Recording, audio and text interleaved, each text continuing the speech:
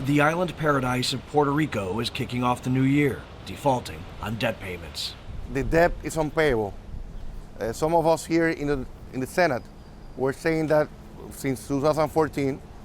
Local Senator Ramon Luis Nieves says Puerto Rico cannot stop the crisis until Washington helps.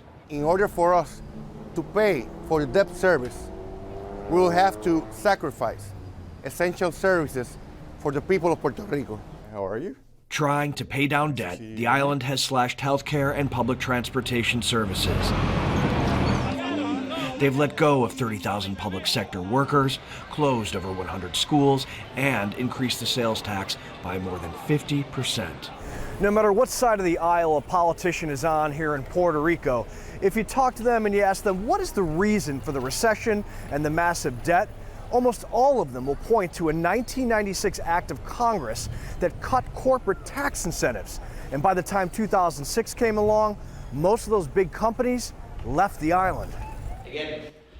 Puerto Rico's Governor Alejandro Garcia Padilla, speaking exclusively to Al Jazeera, described what happened next. There was a tool that Puerto Rico had to bring investors to the island, to bring factories, to bring manufacturing to the island. They shut down that with a 10-year phase-out period that ends in 2006. What happened in 2006? We get into recessions. Puerto Rico's jobless rate is 12.5%, more than double the national average of 5%. Last year, 84,000 people left the island, and 1,000 more joined them each week, most headed to the U.S. mainland. And then there is the 45% poverty rate, clouding the future of the working class.